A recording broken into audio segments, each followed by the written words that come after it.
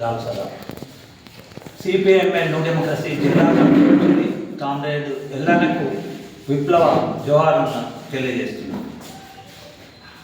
ఇక్కడ మనం గుర్తుంచుకోవాలి, రెండు విషయాల మీదనే చర్చించుకోవాల్సిన అవసరం. ఇవాళ అతివాదులుగా అనుకుంటున్న వాళ్ళు, లేదా ఇవాళ మొత్తం భారతదేశంలోనే ఆపరేషన్ కగార్ కానీ లేకపోతే ఇటువంటి అన్నిటికీ వాళ్ళు కూడా బలి కావాల్సిన పరిస్థితి.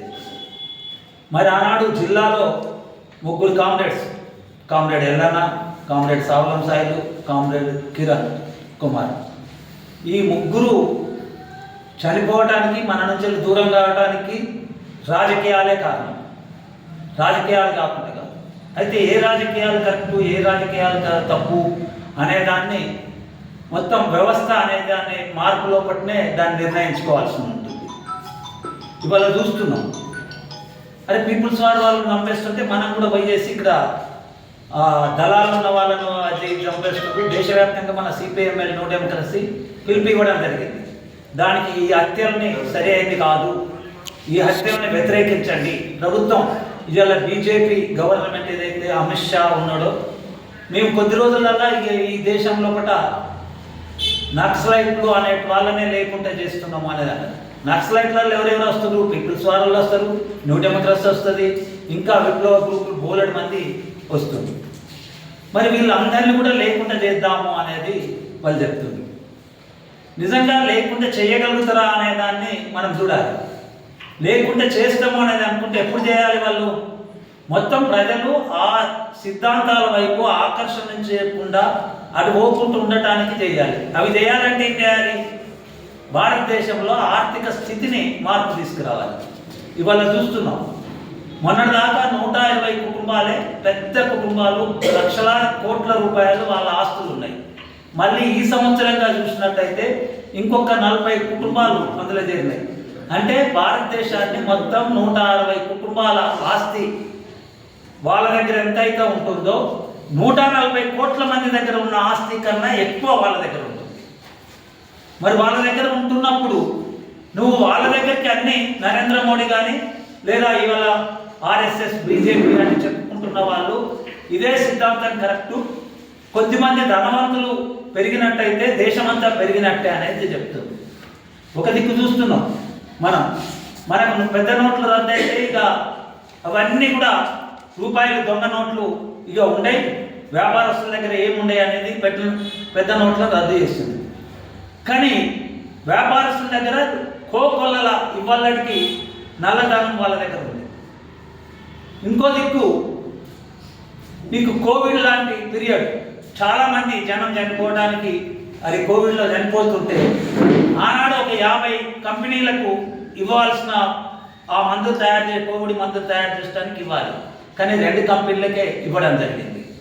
ఆ 2 కంపెనీలకే పర్మిషన్ ఇచ్చారు, దాన్ని అంతా ప్రపంచం అంతా ప్రచారం చేసుకున్నారు. కానీ ఇక్కడ ఎంతమంది జనం చనిపోతున్నారు అనేది కాకుండా మనకు మందుల తయారీ చేసుకోవడానికి ఉన్న ఆ తయారీ చేయడానికి అవకాశాలు ఇవ్వకుండా అది చేశారు.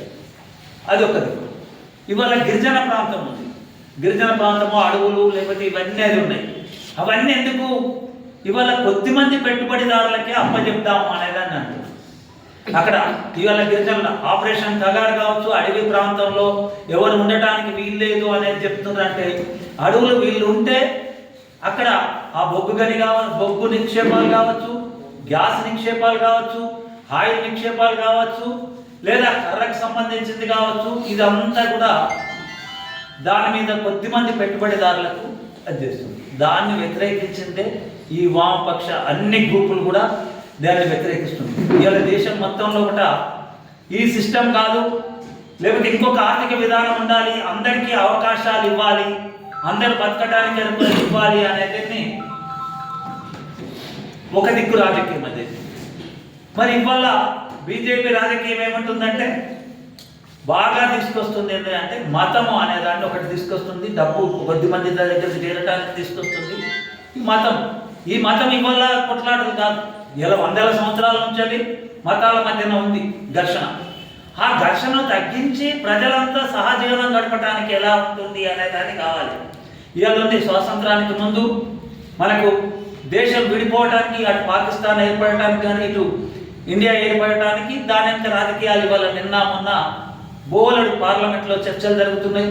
పార్లమెంట్లో ఎవరేం చేసిండ్రు, వందే మాతరం గీతం ఏదైతే వందే మాతరం గీతానికి సంబంధించిన కాడ ఆ గీతం ఆనాడు ఎట్లా వచ్చింది, దాన్ని ఎంత మేరకు పరిమితం చేసుకుందాం, ఈ దేశంలో ఉండే ప్రజలందరినీ, అది హిందూ కావచ్చు ముస్లిమ్స్ కావచ్చు, ఆనాడు హిందూ ముస్లిమే ప్రధానంగా ఉంది, తర్వాత వచ్చినప్పుడు బ్రిటిష్ క్రైస్తవాన్ని తీసుకొచ్చింది. కానీ ఈ హిందూ ముస్లిం మధ్యన ఐక్యత తీసుకురావడానికి ఆనాడు పాలకులు, ఆనాడు అధికారంలో ఉన్న పార్టీలు, అధికారం లేకున్నా ఆనాడు అధికారం కొరకు బ్రిటిష్ వాడు వెళ్ళిపోవాలనే దానిలో ఒక ఐక్యత తీసుకురావడానికి వచ్చింది. ఇవాళ బీజేపీ ఏమి చేస్తుంది, ఆర్ఎస్ఎస్ కావచ్చు, విశ్వ హిందూ పరిషత్ కావచ్చు, వీళ్ళంతా ఏంటి కదా అంటే అన్నిటికీ కారణం రెండు మతాల మధ్యన ఘర్షణను సృష్టించడానికి చూస్తుంది. అంటే ముస్లిమ్స్ను నీకు ముద్దాయిలుగా నిలబెట్టడానికి చూస్తుంది. ముస్లిమ్స్ని ముద్దాయిలుగా నిలబెడతాము అనేది అనుకుంటే ఎక్కడెక్కడైనా ఏ మతంలో అయినా ఎక్కడైనా అతివాద, హిందూ మతంలో కూడా అతివాదులు ఉన్నారు, అక్కడక్కడ దాడులు చేసిన వాళ్ళు ఉన్నారు, ఆనాడు బ్రిటిష్ వ్యతిరేకంగా కూడా దాడులు చేసిన వాళ్ళు ఉన్నారు. కానీ ఇవాళ అక్కడ ఉన్నారు, ఇక్కడ ఉన్నారు. నిన్ననే మనం చూస్తున్నాం, నిన్న ఏ దేశం అక్కడ యూదుల మీద ఒక కాల్పులు జరుపుతుంటే, ఇద్దరు తండ్రి కొడుకులు కాల్పులు జరుపుతుంటే ఆ కథని ముస్లిం అతను పోయేసి ఆపాడు. కాల్సిన వాళ్ళు ముస్లింసే, కానీ ముస్లిం అతను పట్టుకొని అతని గాయాలైనా అతని ప్రాణం పోతుందని తెలిసినా అక్కడ ముస్లిమే దానికి వ్యతిరేకించారు. అంటే ప్రపంచం మొత్తంలో కూడా అన్ని జాతులకు సంబంధించిన వాళ్ళు శాంతిని కోరుకునే వాళ్ళు ఉన్నారు. అదే టైంలో కూడా మతాల మధ్యన చిచ్చు పెట్టి లేదా మనుషుల మధ్యన చిచ్చు పెట్టి యుద్ధాలను సృష్టించేసి మానవ హరణాన్ని, అంటే మనుషులే లేకుండా చేద్దాం అనేదాన్ని. అయితే భారతదేశానికి సంబంధించినంత వరకు మనం ఏం చూద్దాం, మనం అన్నాడు సిపిఎంఎల్ న్యూ డెమోక్రసీగా పీపుల్స్ వార్కు మనకు ఘర్షణ ఉన్న టైంలో కూడా మనం వాళ్ళతో చర్చలు జరపడానికి చాలా ప్రయత్నం చేసాం. వాళ్ళతోని మేము మన మధ్యన ఘర్షణ ఉండకూడదు అనేది చేసాం. కానీ వాళ్ళ అన్నాడు అహంకారంతో, హాంభావంతో మేము ఎవరినైనా ఏమైనా చేయగలుగుతాము అనే దానిలోని రాజకీయ అవగాహన లోపం వల్లనే వాళ్ళ ఆనాడు మన కామ్రేడ్స్ను బలి తీసుకున్నారు. అయితే ఇవాళ మనం అంతా కోరుకుంటుంది ఏంటి, ఇక్కడ ప్రజలందరూ బాగుండాలని ఎల్లన్న కోరుకున్నది అదే.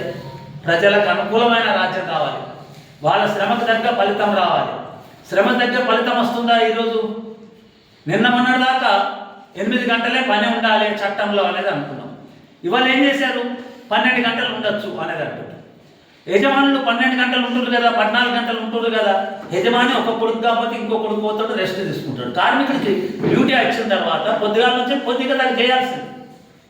నీకు రైల్వేలో 12 గంటలు పనిచేసింది అనుకో, రైల్వే రేపు ఏం జరుగుతుంటుంది? నిన్ననే భారతదేశంలో ఇండిగో సంక్షోభం వచ్చింది. ఇండిగో సంక్షోభం మీరు ఎవరన్నా పేపర్లో చూసిండొచ్చు. ట్రైన్లన్నీ వేల ఏరోప్లేన్లు రద్దయినాయి. అందరూ ప్రయాణికులు చాలా ఇబ్బంది పడుతూ వచ్చింది. ఎందుకు వచ్చింది? ఇక్కడ చూస్తే పని గంటలు వాళ్ళకు తక్కువ ఇవ్వాలి, లేకపోతే రేపు 10 గంటలు తక్కువ ఇచ్చినట్టయితే, వాళ్ళకి రెస్ట్ ఎక్కువ ఇచ్చినట్టయితే, పైలట్లకు ఇచ్చినట్టు అదేనట్టయితే ప్రమాదాలు జరగకుండా ఉంటాయి అనేదాన్ని గవర్నమెంట్ ఒకటి. కానీ కంపెనీ ఏంటిది, కంపెనీ లాభాల కొరకే చూస్తుంటుంది. ఇంకో కంపెనీ కావచ్చు, ఇంకో కంపెనీ కావచ్చు, వాళ్ళ లాభాల కొరకు మేము ఎక్కువ పని గంటలు చేసుకుందాం అనుకుంటే సంక్షోభం వచ్చింది. మొత్తం భారతదేశంలో ఉండే ఆస్తులు, రేపు కొన్ని ఆస్తులు రైల్వేలు కావచ్చు, లేకపోతే ఇంకో వంటి కావచ్చు, అన్నీ కూడా కొద్దిమంది చేతులకు వెళ్ళిపోయినట్టయితే కార్మికులకు ఇబ్బంది పెట్టే స్థితి ఉంటుంది. ఈ స్థితి రాకుండా ఉండాలి, రాజ్యం మారాలి అనేదాన్ని అనుకుంటున్నాం.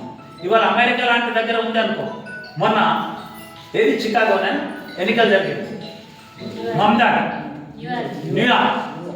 న్యూయార్క్లో మమ్దాని అనే అతను భారతదేశానికి సంబంధించిన తల్లి, ఆమె సినీ డైరెక్టరు, కొన్ని సినిమాలు చేసింది. వాళ్ళు అక్కడ పోయి బతికిండ్రు, అక్కడ పోయేసి దాన్ని అది చేసుకున్నారు. మాది చాలా మంచి ధనవంతమైన రాష్ట్రం అక్కడ, కానీ ఇక్కడ పేదవాళ్ళు, చాలామంది పేదవాళ్ళు ఉండటానికి ఇల్లు లేని స్థితి. వాళ్ళ సంపాదనలో 50% కన్నా ఎక్కువ దానికే పట్టవలసిన పరిస్థితి ఏర్పడుతుంది.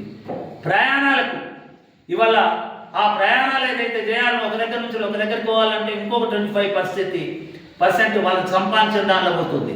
ధనవంతమైందైనా ఉండటానికి ఇల్లు ఉండడం కానీ, లేకపోతే అక్కడ కనీసం ప్రయాణం చేయడానికి ఉద్యోగం కొరకు ఎక్కడో పోవాలనే దానిలో కూడా లేదు. దీన్ని మార్పు తీసుకురావాలి అనేది అన్నాడు. ఆయన మీద ఎన్నో అన్నాడు. ఆయన ముస్లిము, ఆయన కమ్యూనిస్టులు